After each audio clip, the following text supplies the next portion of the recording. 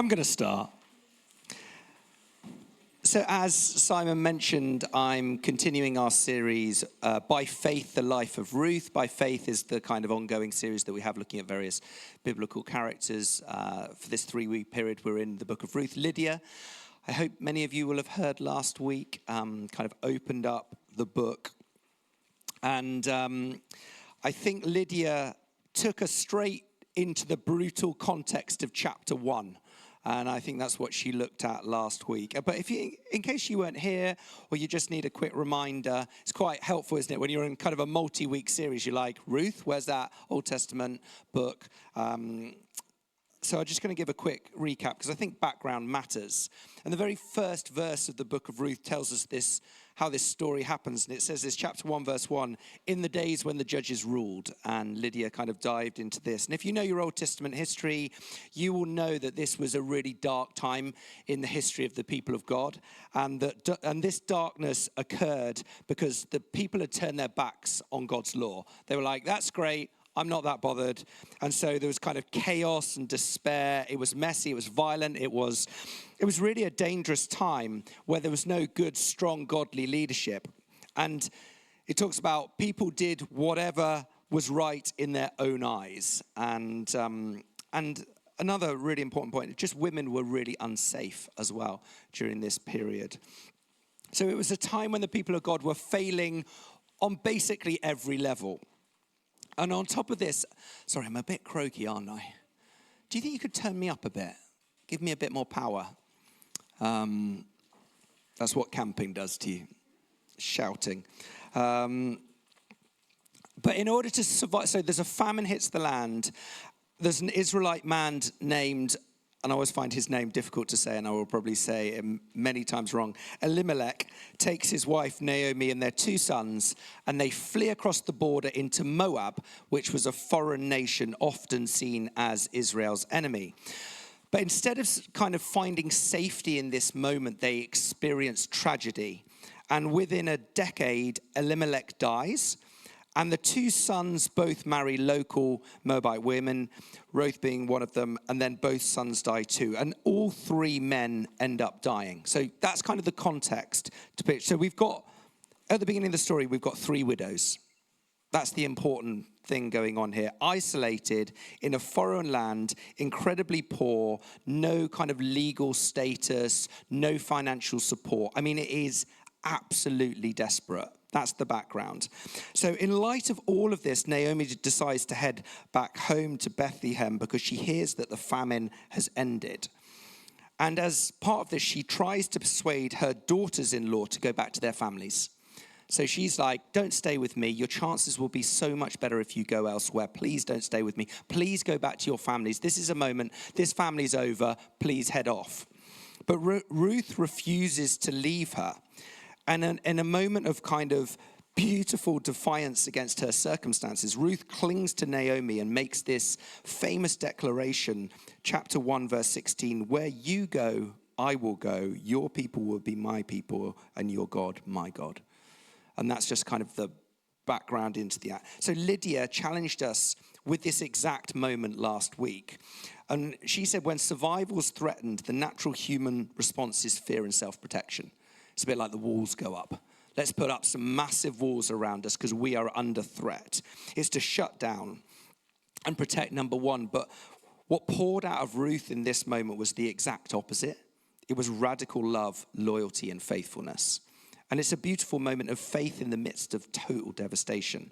So Ruth decides to stay with Naomi, whatever the cost. And that's where we find ourselves today in the middle 2 chapters. So kind of, I brought us up to speed, hopefully.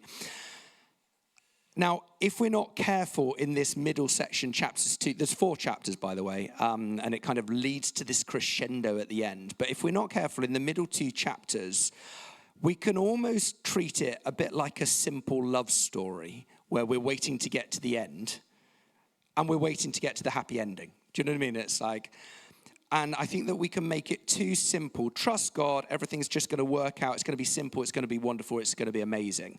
And I think that's what preaching can sometimes be. It's like bing, bing, bing, bang. At the end, it's like, let's just sit in the glory. And what I wanted to do today is I wanted to do something different. I wanted to sit in the messy middle, is what I've called it. The messy middle. And chapters 2 to 3, for me, are just really this messy middle moment of, well, what does it look like to be faithful? What does it look like to have faith with God? What does it look like to stand in the middle of what is deeply, deeply difficult?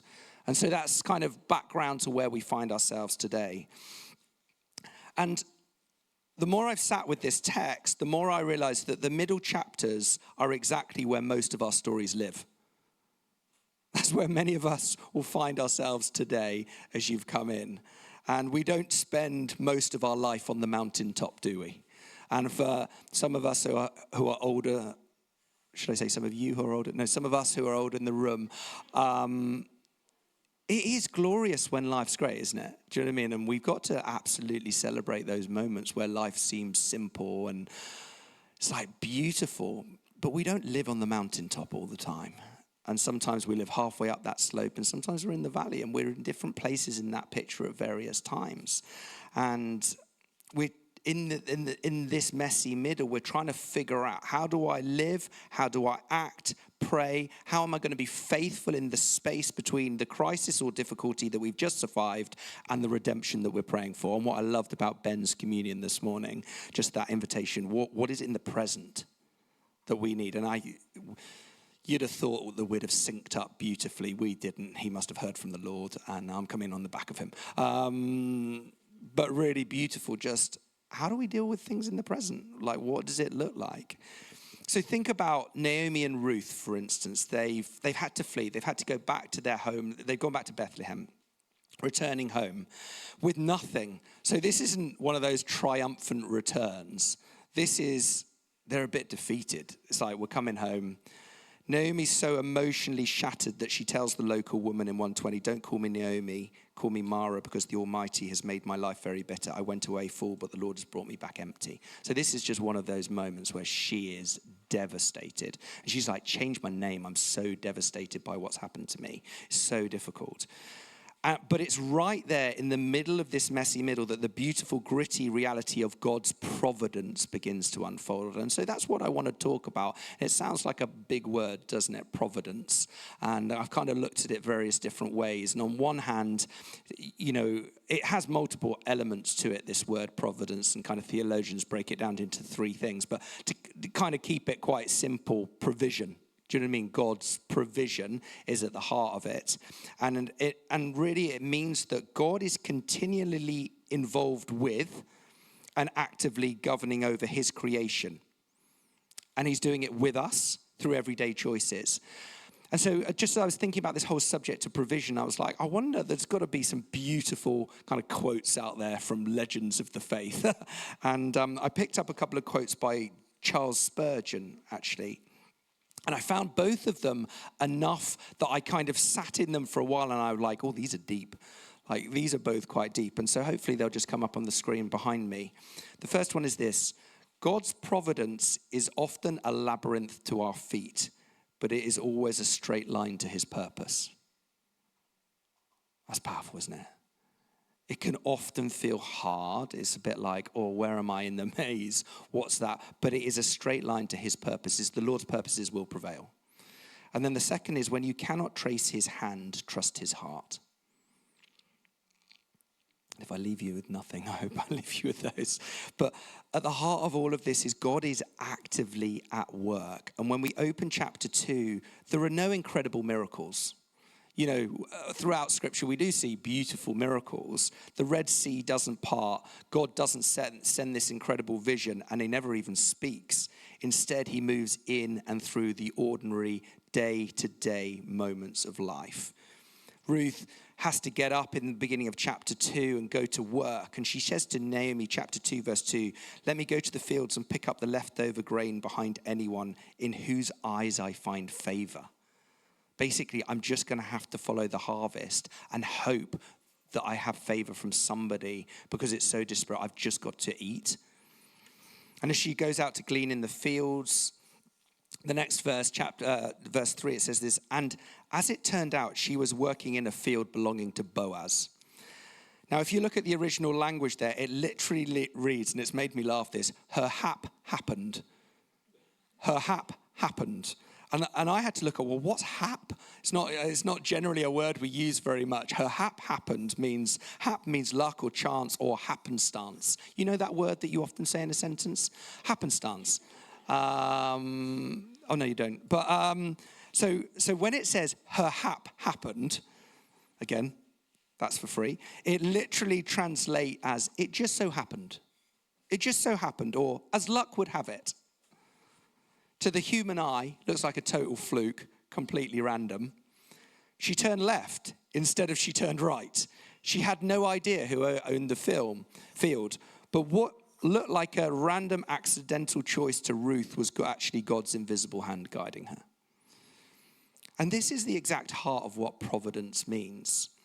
It's the truth that God doesn't just launch the universe into motion and sit back and kind of let it just spin. And do you know what? When I was doing theology, you looked at different kind of ways and the way that the kind of creation's been. And it was just this idea that God takes his hands off and just kind of lets it go. That's not what we see through the scriptures. That's not what I've experienced through my life. God is actively involved in our lives, into the tiniest details of our lives. And so I guess what's so interesting about this moment, isn't it? It's like God's actively in that moment, in that field. That's God's providence in that moment. In Ephesians 1, verse 11, it says this, Paul writes that God works out everything in conformity with the purpose of his will. So coming back to this idea of God's purposes again, God works out everything in conformity with the purpose of his will. Notice that God doesn't just say, God works out the big spiritual churchy things. He doesn't say that. Or the massive global events. He says everything. God works out everything. Every tiny detail God is involved with. The smallest of things. And the Greek word works out just implies active, ongoing involvement. It's like something that continues. Jesus talks about this when he says that not a single sparrow falls to the ground apart from the care of your Father, and even the hairs on your head are numbered, or lack of them. And I think many of us would know this. You're preaching to the choir, hopefully I am. But at the same time, I think in the midst of the messy middle, it's easy to not think that the Lord's in the little things. And you're like, where are you, Lord? When Ruth walked into that field, she was desperate and just trying to survive. She needed food on the table. But Ephesians 1 tells us that beneath what feels random, God is actively working and his plan is being outworked. And Alice spoke a couple of weeks ago, didn't she, on the idea of the tapestry for those that were here. Just this idea that often we feel like we're looking, you imagine kind of the glorious Bayeux tapestry, and it's this, the tapestry is a picture of the Lord's kind of working in the world. But often we feel like we're looking at the back of the tapestry and we're looking at kind of the messy back of the tapestry, if you've ever seen it. That's what sometimes it feels like. It's like, I think there's something glorious there, but I can't quite see it. God works out everything in conformity with the purpose of his will. Think about how many times you've looked back on your own life and realized that a random conversation, a job application you filled out in a moment, or a coffee shop you walked into because it was raining, completely changed the course of your life. The little things. And sometimes it's really helpful to not just go back to the massive moments of your life, but the little moments of your life and go, oh, God, where were you in that moment? We call it coincidence because we can only see the back of the tapestry. But from heaven's perspectives, I don't think there are any accidents. So it's about his timing. So coming back into verse 4, right after we find out that she's in Boaz's field, verse 4 says, just then Boaz arrived from Bethlehem. Think about the timing. It doesn't say he showed up a few days later or that he was there that morning and left. It just says just then. If he'd come an hour earlier, he might have missed her. If he'd come an hour later, it might not have happened. Boaz walks into the field and he greets his harvesters. And this kind of made me chuckle as I was reading this in the scripture. The Lord be with you, and his workers immediately replied, the Lord bless you. Can you imagine if you went into a harvest field around here right now? And you got that, the Lord be with you. And then the harvesters are like, the Lord bless you. But like, wow, okay. I was just struck by how polite and positive it seemed. And I guess it speaks of the character and the environment that maybe Boaz had set. And it made me think that the little things matter. What we say matters. What we bring into the room matters. How we treat people matters. It all matters. Nothing in your day is wasted. The routine, the mundane, the shift work, the school run, the admin, the endless emails, WhatsApp, fill in the thing. It can feel like a bit of a grind, can't it? But it does make us feel different when we stop and think, do you know what? God is in every moment and everything. Do you know that a WhatsApp can change somebody's life? Do you know what I mean? Like an encouraging WhatsApp at the right moment, or text or whatever it is. That into the right moment, into the right situation when somebody needs something desperate, an encouragement from the Lord can absolutely undo someone. I've probably had that, 5 or 10 times in my life where there's just been this moment that's been super hard and you're like, God, where are you in this? I can't see. And there's just this thing that comes through and you're like, how did that person know? That was a child of God listening out on behalf of the Lord and sending a divine intervention into my life. And so sometimes when we think about these mediums, we think that surely God's not in those things.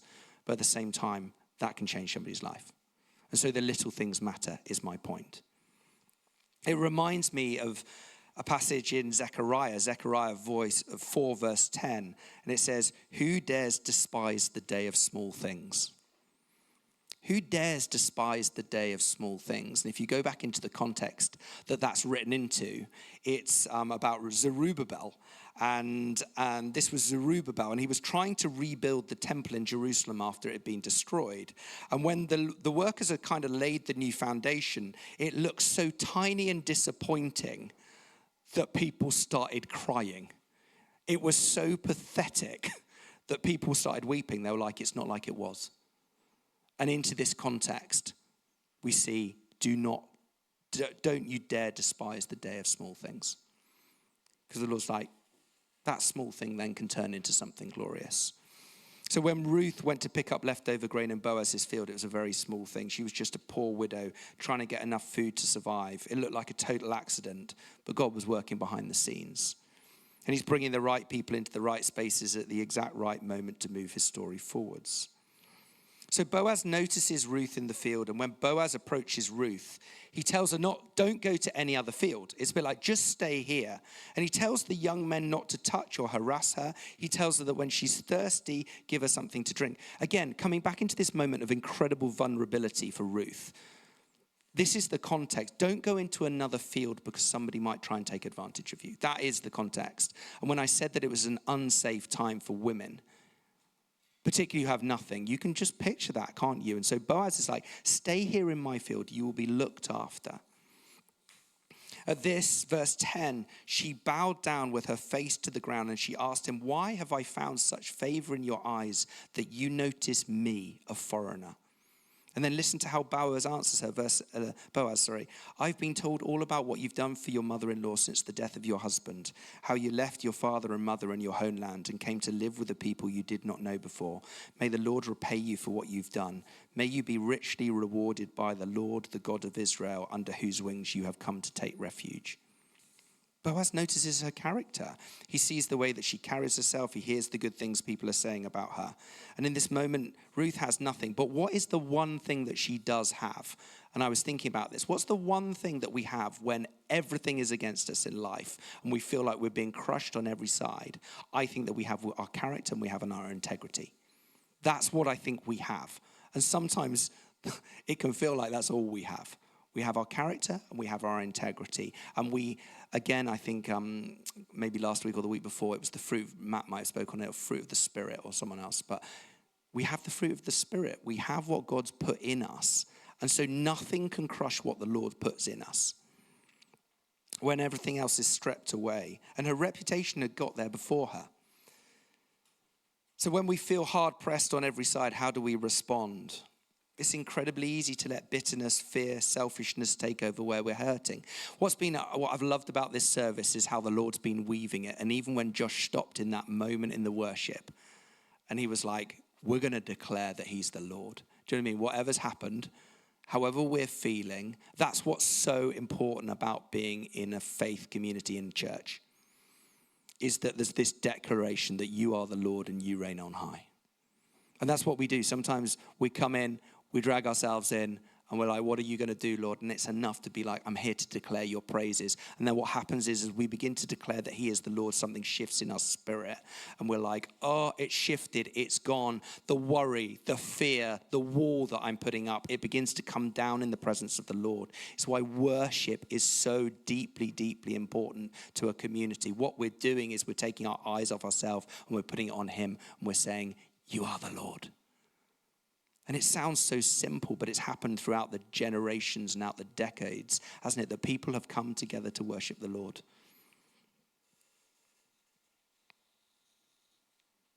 Coming into chapter 3, this character and integrity principle leads us into this chapter where we have to wrestle with what we see as the story, that we're called to trust in him even when we cannot see.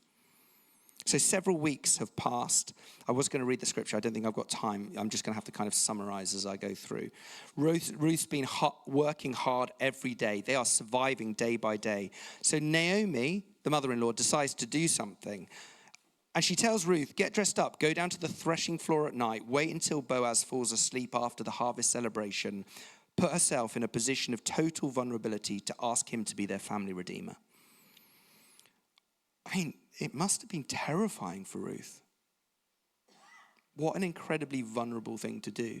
Scholars read, and you could go into a whole load of different things about why she did that, and I've read both sides of the argument on that. I think there was no guarantee how Boaz would react. The threshing floor at night was a dark, isolated place. If Boaz woke up and misunderstood her intentions, he could have publicly shamed her, accused her of immorality, rejected her, ruined her reputation forever. She could have been cast out of the community. So again, within this story, can you see what I mean by this messy middle? We read that. I remember reading it as I was kind of preparing and being like, whoa. Alice turned to me and she was like, you got the hard bit.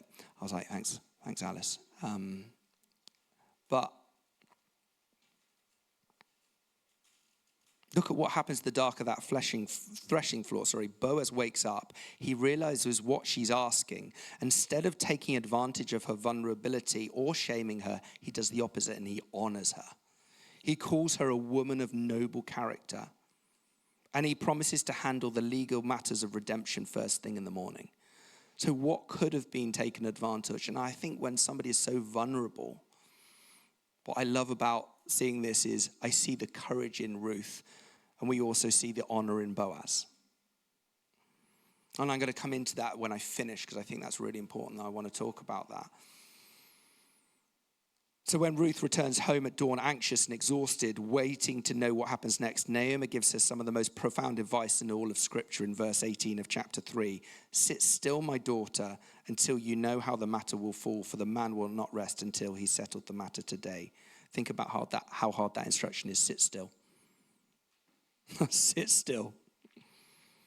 Ultimate moment of trusting when we can't see. Do everything that you can and then let God do the work. I was in a conversation with somebody even this week, and we were talking, just discernment conversation. A lot of my conversations are people who are at life stages where they're discerning different things. And there's a real challenge, isn't there, in discern moments between being too pushy on the one hand and being too passive on the other. Do you know what I mean? So the more activated members of this room will be like, I'm going to make it happen. Do you know what I mean? I'm not going to leave anything to chance. I am going to force the door down. The more passive ones are sometimes like, well, God, you're just going to have to do it. Do you know what I mean? And so you've kind of got this extreme. And as always with faith, the truth's somewhere in the middle, isn't it? Of if we just get pushy, then we don't allow, sometimes sit still. Let the Lord do the heavy lifting. But sorry, the discernment conversation I was in with somebody is like, by nature, I would say, sometimes we just push doors. And they're like, what do you mean by that? I was like, oh, we push doors to see what the Lord's doing, and then we discern. We don't have to, just because we pushed a door, take something. Do you know what I mean? It's like you push for a job, you get offered the job. You don't have to necessarily take the job. But sometimes if you don't push, you don't know whether there's a discernment piece in that. And so I was just talking about, I was like, oh, I love to push doors. And he was like, can you just unpack that for me? Right. So I was like, I don't generally sit in the passive space just waiting for life to happen. And I think it's okay to push doors, but then we still have to discern within that what the Lord's doing and where the Lord's moving. I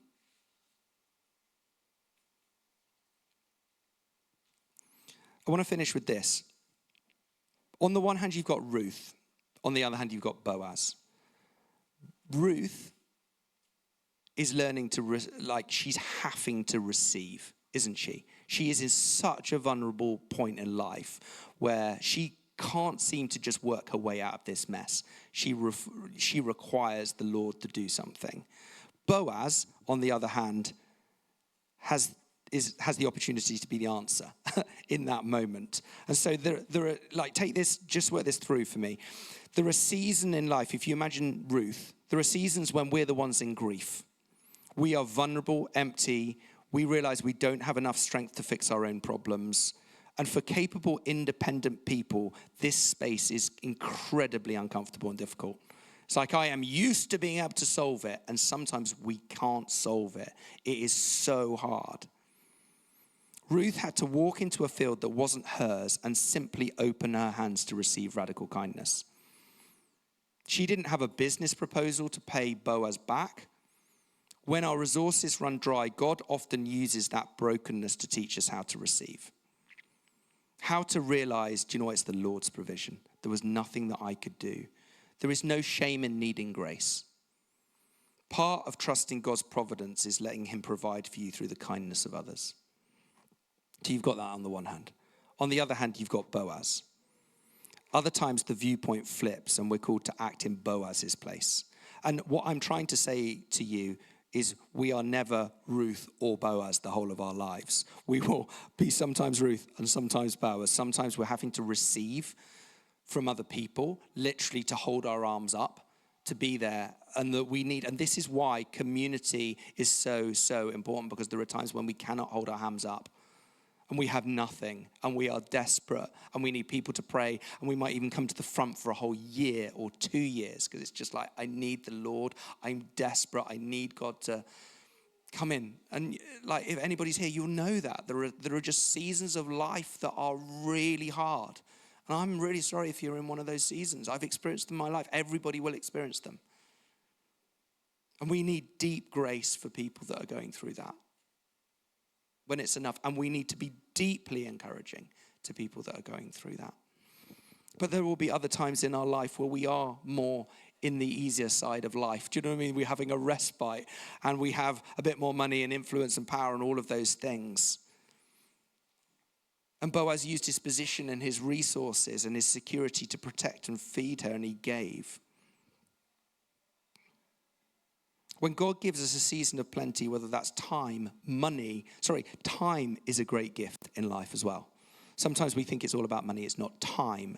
Giving people time is one of the greatest things that we can do. Often underestimated. We sit with somebody for time. Or emotional strength. And I think the Lord doesn't want us to build a higher wall. He wants us to build a bigger table. When someone prays for help, God's providence almost always moves a Boaz to act. So where does that leave us? God's providence doesn't mean that we will escape hard times, tragedy, and pain. Jesus made this very clear in this world. He said, in this world, you will have trouble. Boom. And if it ended there, it'd be like, oh, that sucks. In this world, you will have trouble. And then I quite agree. That thing's agreeing with me. But take heart, I've overcome the world. But take heart, I've overcome the world. Providence means that trouble never gets the final word. God didn't stop 3 families from burying their loved ones in Moab. He let Naomi cry and he let Ruth carry the heavy weight of loss. God doesn't avoid our pain. He works right in the middle of it. He takes the broken pieces, the random turns, the ordinary days, the mundane moments, the helpless moments, the quiet choices to do the right thing, and he weaves them into a beautiful story of rescue. At the end of chapter 2, Ruth comes home to Naomi carrying about 30 pounds of barley, which was enough to feed them for 2 weeks. She'd been in the field, and it's just this outpouring of abundance. And when Naomi hears that Boaz was the one who helped her, her bitterness finally begins to melt. So do you remember how she changed her name to Mara? Because she was like, I'm so bitter. When she received this outrageous, generous moment of kind of just food, she begins to finally melt, and she looks at the food in the kitchen and she says, the Lord bless him. He has not stopped showing his kindness to the living and the dead. God is bringing Naomi back to life. In a couple of weeks, Alice is going to take us into chapter 4 to show us how it all ends in complete rescue. She's going to talk about the kinsman redeemer and how Boaz points us directly to Jesus, the one who truly overcame the world for us. We're going to get there, but for the moment, we're sitting in the messy middle. And we are praying that the Lord comes, that we see him.